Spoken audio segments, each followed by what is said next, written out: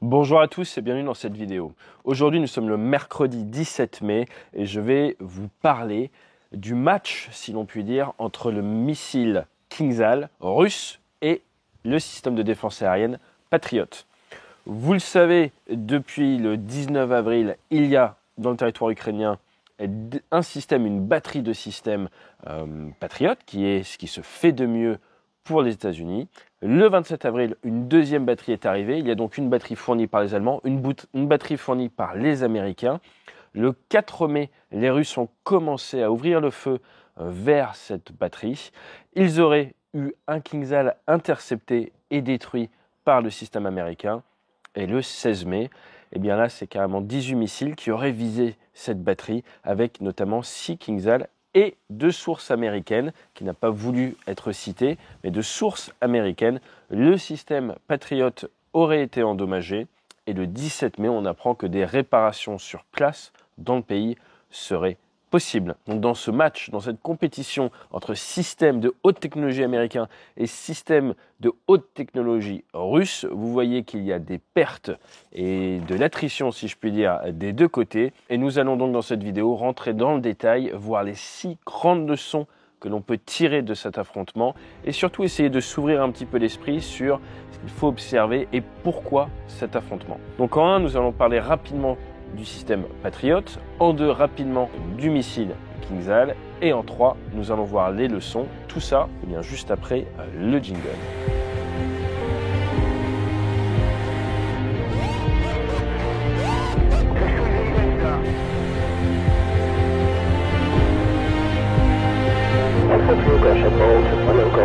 Roger, ball.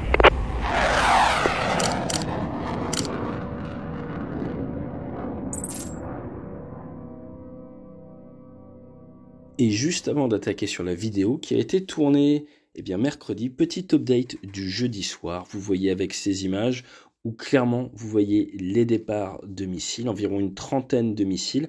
Ce sont des images assez exceptionnelles et des images surtout qui vont créer des problèmes aux personnes qui les ont prises, puisque maintenant c'est officiel, il y a 6 personnes qui ont été arrêtées et qui risquent peut-être jusqu'à 8 années de prison pour avoir diffusé sur les réseaux sociaux ces images qui compromettent tout simplement la position précise de cette batterie de patriotes.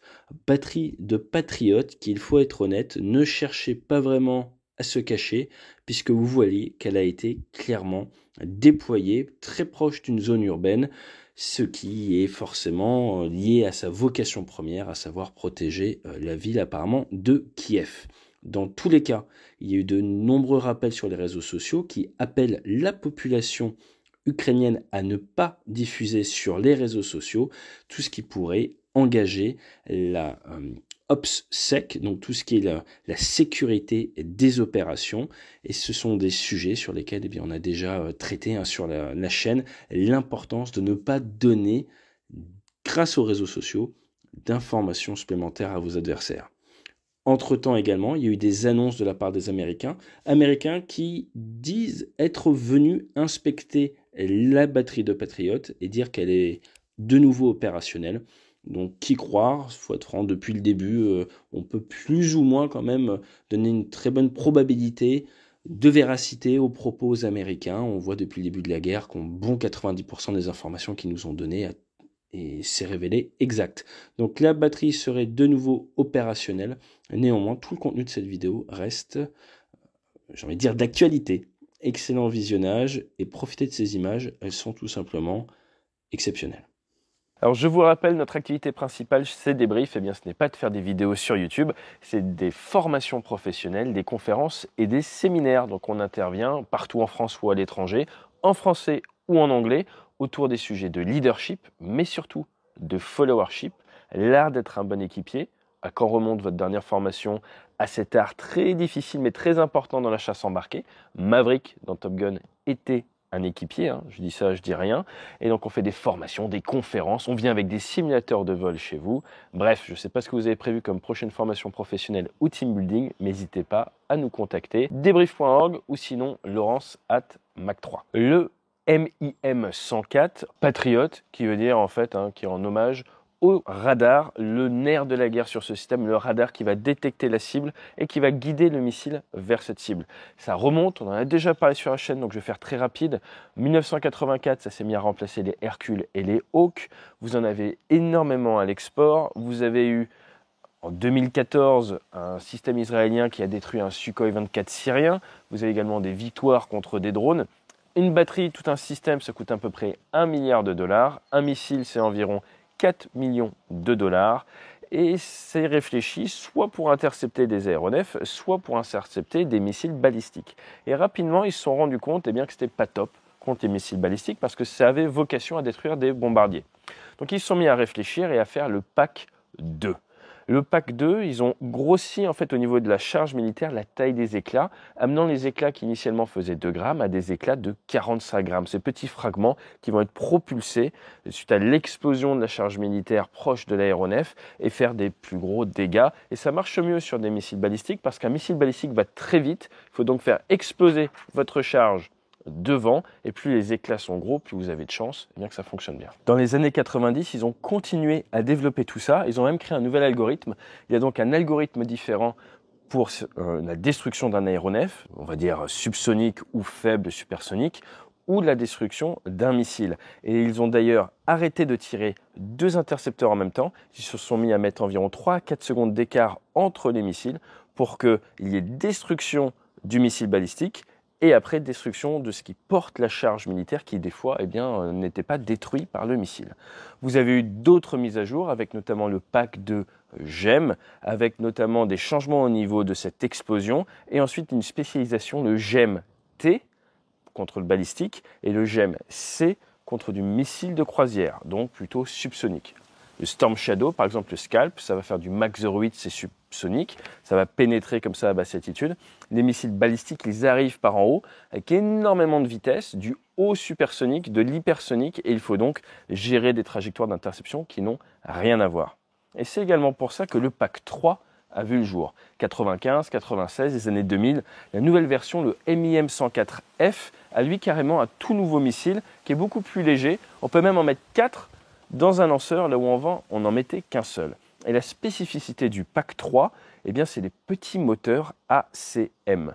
Les petits moteurs ACM, c'est un petit peu la technologie qu'on retrouve normalement dans l'espace. Il y en a 180 qui vont permettre de faire bouger le missile de manière très fine au dernier moment afin de pouvoir venir faire ce qu'on appelle du hit to kill, non pas exploser sur la trajectoire du missile et envoyer des morceaux, mais venir percuter de manière cinématique et directement le missile balistique que l'on veut détruire. Donc pour ce faire, il fallait réduire en fait les délais entre le moment où le radar, vous vous rappelez, Patriot, ça vient du radar, le moment où le radar il détecte un mouvement et le moment où le missile a cette information-là. Il y a forcément un petit délai. Donc pour réduire ce délai, ils ont repris la technologie des avions de chasse tir-et-oubli. Ils ont mis un petit radar en bande active Ka à l'intérieur du missile Pack 3. Comme ça, ce dernier, initialement, il part guidé par le système sol et ensuite il passe pitbull, comme on dit, et il active son petit radar et il va pouvoir affiner sa trajectoire d'interception finale. Et grâce à ces petits ACM, ces petits moteurs, il va pouvoir venir manœuvrer un fort facteur de charge pour taper directement le missile. Ça nous permet également de passer de volume d'interception de 66 000 pieds maximum à 130 000 pieds grâce à cette capacité à se mouvoir un petit peu dans l'espace. Cette technologie-là, ça a été principalement développée par les essais en vol sur le X-15 à l'époque. Toujours est-il, il fait du hit to kill, mais il va également créer des petits morceaux pour augmenter ses chances de succès. Et c'est 24 petits morceaux qui vont être propulsés par ce missile Pack 3, qui a également été amélioré. Vous avez le MSE, Missile Segment Enhancement, qui est encore mieux à partir de 2016. Et vous avez une autre initiative, la CRI, Cost Reduction Initiative, pour essayer de réduire un petit peu le prix de tout ça.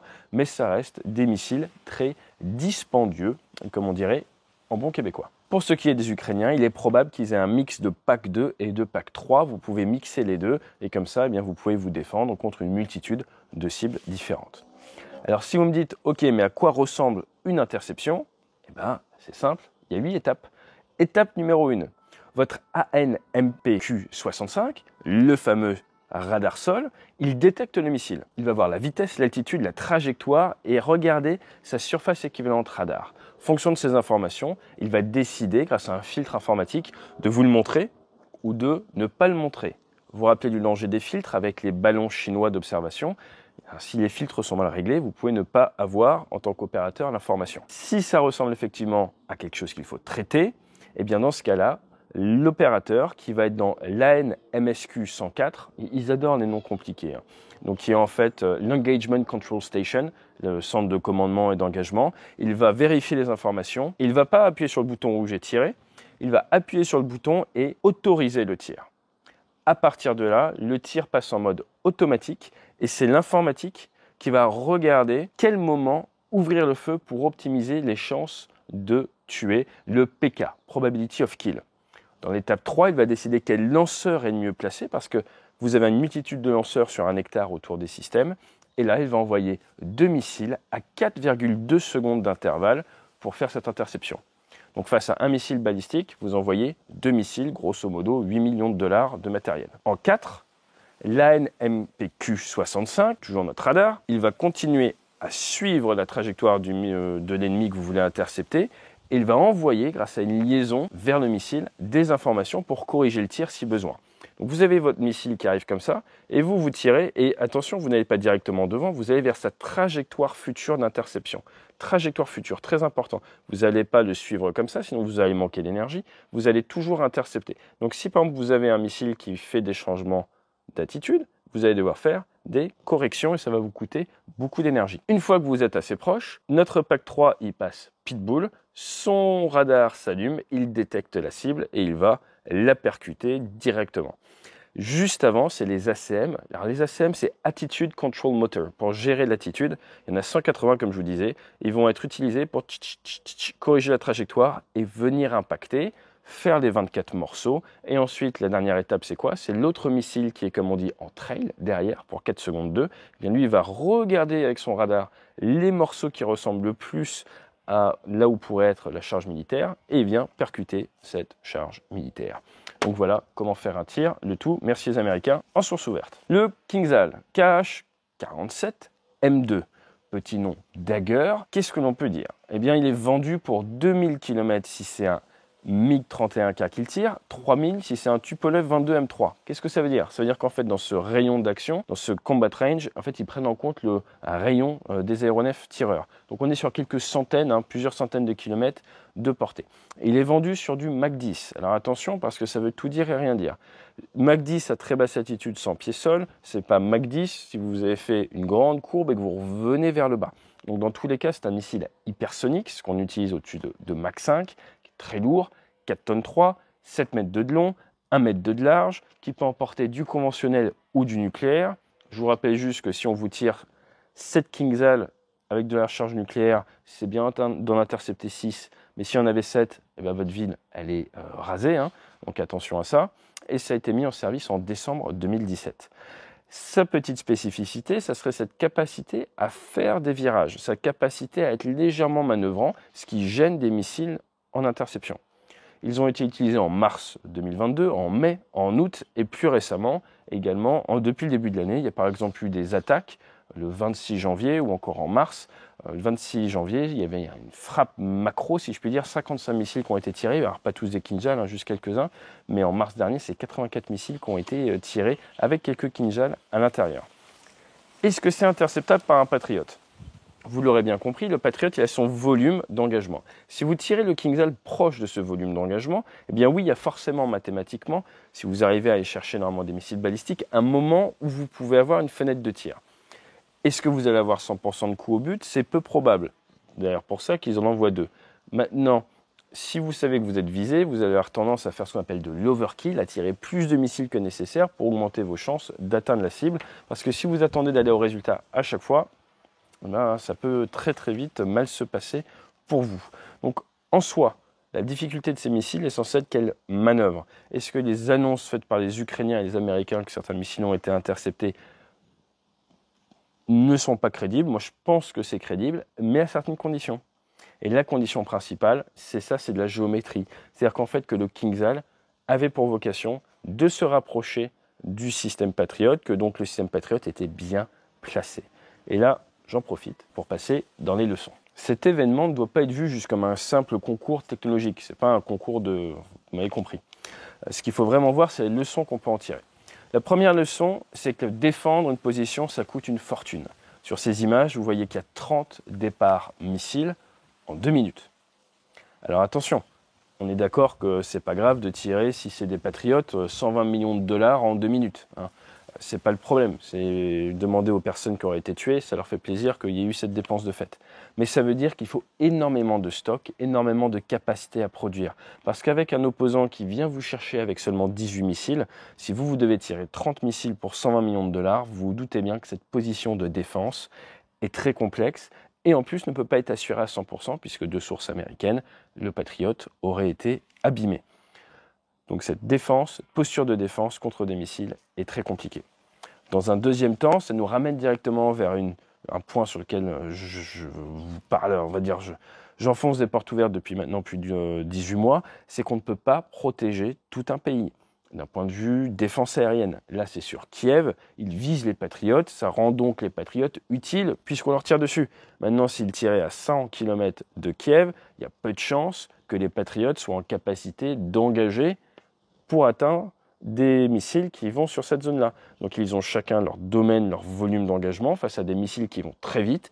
Votre délai pour réagir est très court, mais est rendu beaucoup plus facile par le fait qu'on vous tire dessus. Vous avez donc une plus grande fenêtre de tir, tout simplement.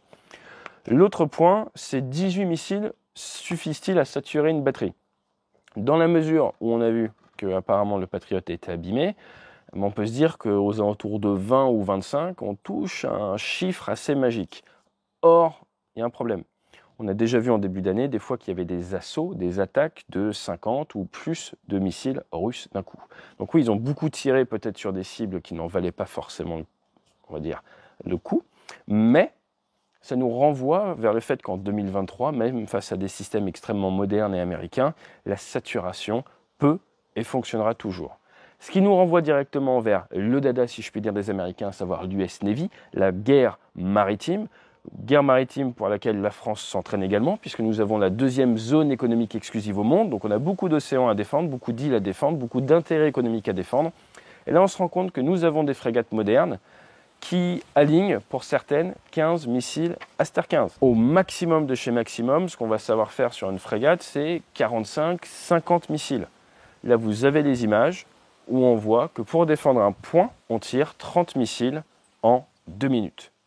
Donc on a déjà traité des difficultés du ravitaillement à la mer, et les Américains s'y mettent pour refaire le plein de missiles, mais vous voyez bien que face à, on va dire, 3, 4, 5 vagues d'assaut successives qui tentent à vous saturer, on va dire, avec 30 missiles à chaque fois, des frégates, quelle que soit la nationalité, peuvent être mises en difficulté. D'où l'importance d'avoir du volume pour qu'elles puissent se protéger entre elles et de naviguer non pas de manière isolée, mais de manière task force, ce que font les Américains, ce qu'on fait en France, pour augmenter vos chances de survie, tout comme on n'envoie pas John Rambo tout seul, on n'envoie pas un pilote de chasse tout seul, on y va à plusieurs, on appelle ça le mutual support. Je vous renvoie vers l'art du followership, vous voyez, ça s'applique absolument partout si on veut atteindre les objectifs. L'autre point derrière, et j'insiste, c'est toute cette compétition que l'on voit en ce moment dans les médias Patriot versus KingsIsle est biaisée par la volonté probable des Russes de taper le site, ce qui rend donc la défense des Patriotes, si je puis dire, un peu plus facile en termes d'interception de missiles hypersoniques. L'autre point, et là c'est un peu plus de la stratégie, le concept du bullet magnet. Faire aimant à balle en fait, c'est attirer le feu sur soi. Pourquoi est-ce que les Américains également ont tout intérêt à essayer d'attirer tous les KingsIsle sur leur position? Pourquoi est-ce qu'ils essayent de faire diversion? Eh bien, tout simplement, on pourrait voir un état final recherché qui serait celui de pousser les Russes à s'épuiser au niveau de leur stock de très haute technologie, parce que si depuis le début du mois ils n'arrêtent pas de tirer, contrairement aux beaucoup de personnes qui disaient qu'ils n'avaient plus de missiles, on voit qu'ils continuent à avoir du missile, mais si vous tirez à ce rythme-là, forcément il y a un moment où votre cadence de production ne peut pas suivre.